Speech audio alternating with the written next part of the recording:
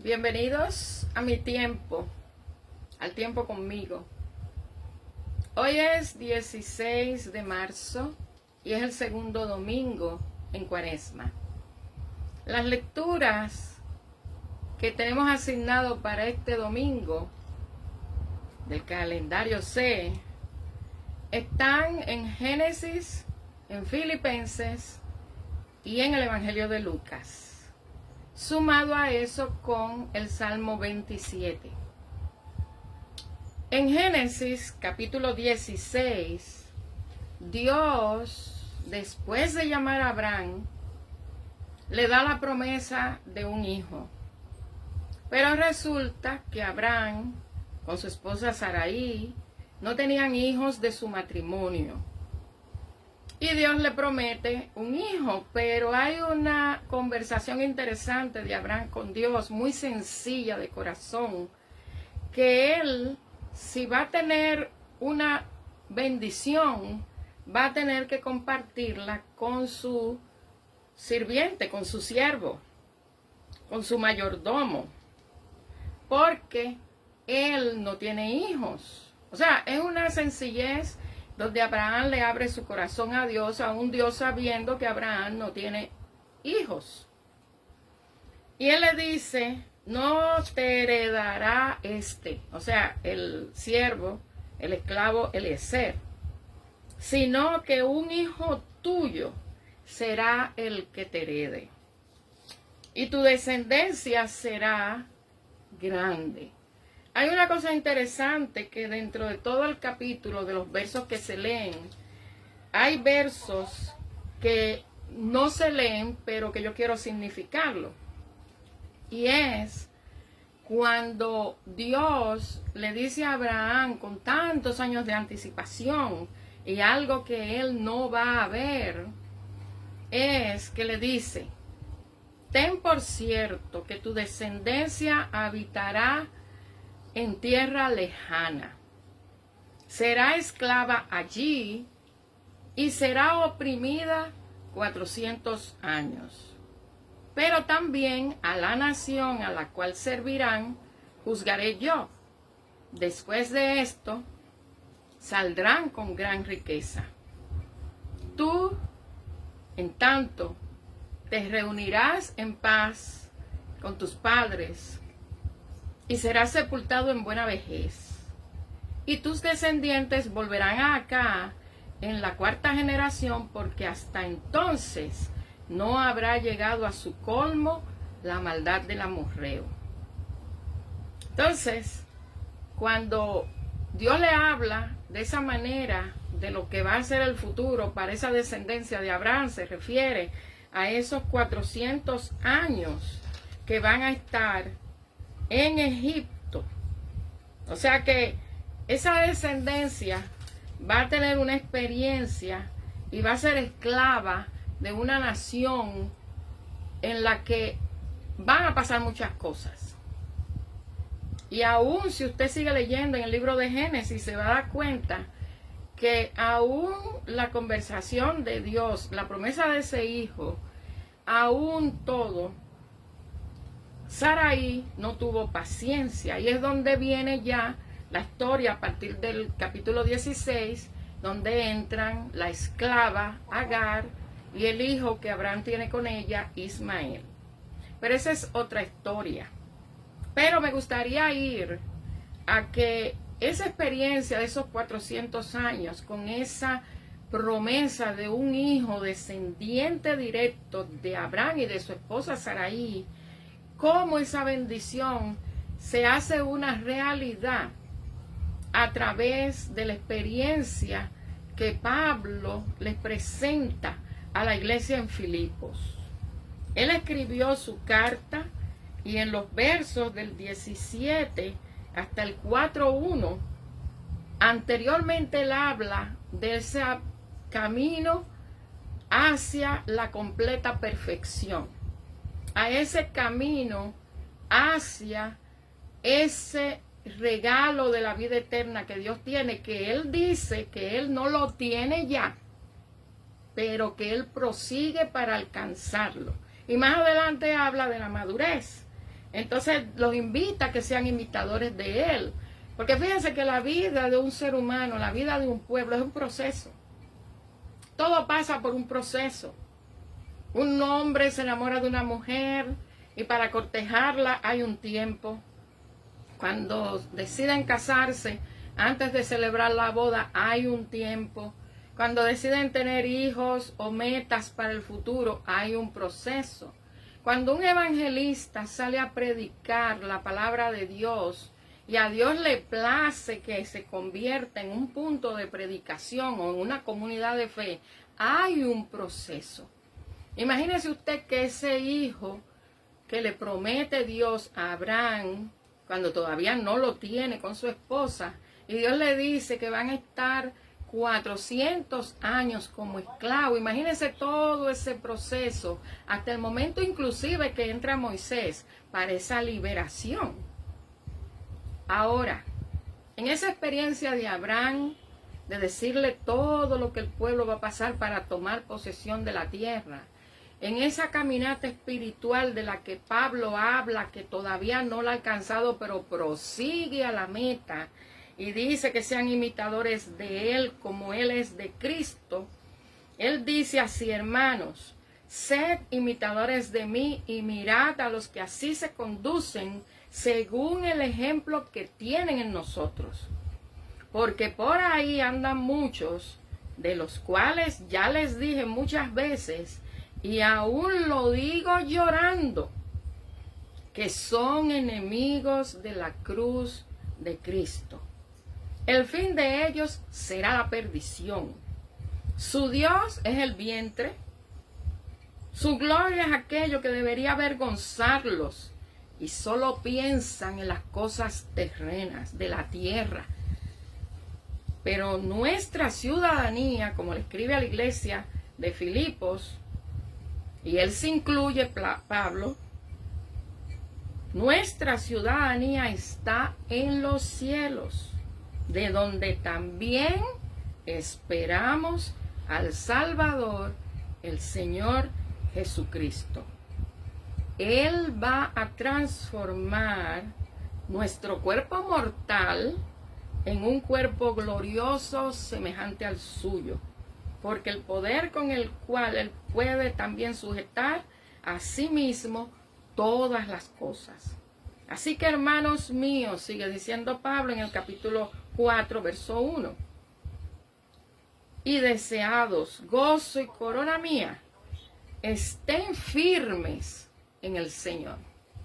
Ahora, si vamos con la experiencia de Abraham y Pablo en esa carta a la única iglesia que lo ayudó en el ministerio, porque era la única iglesia que le llegó a mandar ofrendas para que el ministerio siguiera corriendo y siguiera glorificándose y siguiera transformando vidas.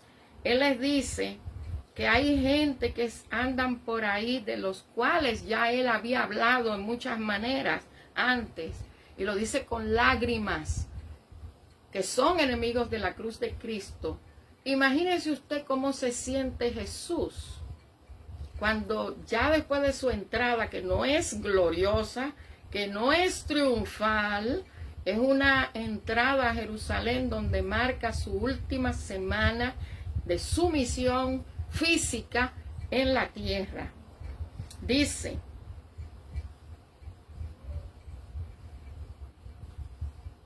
así, lamento de Jesús sobre Jerusalén. En aquel mismo día llegaron unos fariseos diciéndole a Jesús: sal, vete de aquí, porque Herodes te quiere matar. Fíjense, fariseos. Él les dijo: vayan y díganle a aquella zorra: echo fuera a demonios y hago curaciones hoy y mañana, y al tercer día termino mi obra. Sin embargo, es necesario que hoy y mañana y pasado mañana siga mi camino, porque no es posible que un profeta muera fuera de Jerusalén. Jerusalén, Jerusalén, que matas a los profetas y apedreas a los que te son enviados. ¿Cuántas veces quise juntar a tus hijos como la gallina a sus polluelos debajo de sus alas, pero no quisiste? Su casa los ha dejado desierta. Y os les digo que no me volverán a ver hasta que llegue el tiempo en que digan, bendito el que viene en el nombre del Señor. Fíjense la angustia de Pablo, cuando Pablo le dice a la iglesia de Filipos, que lo dice, ya le vuelve a repetir cosas que le habían dicho, que se cuiden de esa gente, que todo lo que hacen y todo lo que dicen les demuestra a ellos que son enemigos de la cruz de Cristo. Imagínense Jesús aquí, que ve la ciudad y todavía vienen a advertirle que se vaya de Jerusalén porque quieren matarlo. Y sin embargo él dice que él tiene que cumplir con su deber de predicar.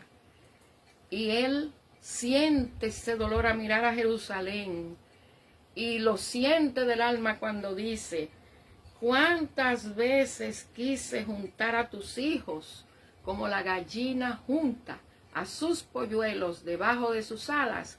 Pero tú, Jerusalén, no quisiste. Oh Jerusalén, que matas a los profetas y apedreas a los que te son enviados. ¿Qué habrá sentido Abraham cuando Dios le dijo que la descendencia de él estaría sirviendo como esclavo a un pueblo pagano por 400 años? Imagínense en este tiempo cuántos corazones, cuántas almas están llorando por la situación que se está viviendo en el mundo inmoralmente, donde inclusive dentro de la misma casa de Dios se celebra la inmoralidad, el pecado, donde se celebra el abusar de los más pequeños y no cumplir con ellos todo lo que Dios espera que hagamos. Imagínense cómo se sentirán muchas almas hoy cuando leen esa experiencia de Abraham junto con la de Pablo y ese sentir de Jesús en sus últimos días, sabiendo todo lo que le iba a pasar, porque lo de Abraham fue un anuncio. Abraham pudo haber pensado como un ser humano cualquiera, uy, ojalá que eso no pase, porque así que pensamos mucho a veces, uy, ojalá que eso no pase, ojalá que sea por un poquito de tiempo y no tan largo. Eso es como cuando lo llevaron a Babilonia, que algunos falsos profetas decían que eso era de poco tiempo. Sin embargo, imagínense cuando reaccionaron, cuando Jeremías les dice de parte de Dios que van a estar 70 años en Babilonia. Imagínense hoy cómo hay tantas vidas que lloran, no solamente por la Jerusalén que hoy sigue siendo amenazada, de todas formas, hasta por evangélicos que no conocen la historia de Dios, ni el propósito de Dios con su pueblo, porque mire, hay gente mala donde quiera, dice el dominicano en un dicho popular, que donde quiera se cuecen habas. O sea que hasta dentro de una misma familia hay de todo. Imagínense en un barrio, imagínense en la oficina, imagínense en la escuela, en la tienda, imagínense en una nación. Pero qué triste cuando eso sucede en la iglesia, que viene siendo el cuerpo de Jesucristo, el Hijo de Dios. Si tu alma hoy llora, que no sea por un viaje, que no sea porque no te comiste la comida favorita, que no sea porque salió un presidente que a ti no te gusta, que no sea porque las leyes hay que cumplirlas y tú quieres ir por encima de las leyes porque a ti te conviene, sino que sea porque en este tiempo en que estamos se debe predicar y hay muchas almas que siguen esclavas del pecado y que siguen hoy muchos convirtiéndose en enemigos de la cruz de Cristo. Fíjense que Jesús dice, a pesar de la advertencia, yo tengo que seguir mi ministerio, yo lo hago hoy, lo hago mañana y lo hago pasado mañana. ¿Y cuál es la tarea de la iglesia hoy? ¿Cuál es la tarea de la iglesia desde el principio? ¿Cuál es la tarea de la iglesia cuando mandó a los 72, cuando mandó a los discípulos? Fue a predicar, hermanos. No fue a conciertos. No fue a comer pan y a beber café en el templo, ni a preocuparse con qué comida para un aniversario. No, fue a predicar, porque cuando nos reunimos en el templo es para celebrar la gloria de Dios, es para recibir la palabra de Dios predicada, para irla a predicar afuera, porque el servicio de adoración termina con la bendición, pero afuera es que está el verdadero ministerio, el verdadero servicio que la iglesia le toca, que es predicar hoy más que ayer. Así que, hermanos, si usted llora hoy, llore por los que se pierden, pero haga su parte usted. Jesús ya le dio el ejemplo. Abraham recibió una promesa y Pablo estimuló a que se perseverara. Que Dios te bendiga y te guarde. Que Dios te abra tu entendimiento y que te lleve a su palabra directamente, con una concordancia o una Biblia que tenga referencias bíblicas, para que usted vea cómo se cumple lo que el reverendo John Wesley dijo. Nadie tiene que interpretarle la Biblia a usted, nadie tiene que decirle a usted lo que dice la Biblia. ¿Sabe por qué? Porque el mismo Dios se encarga de decirle a usted lo que Él quiere para usted y lo que Él espera de usted. La Biblia lo dice. Así que desempolve su Biblia y déjese de la comodidad del dedito y del clic, porque el diablo es mentiroso. Que Dios le bendiga.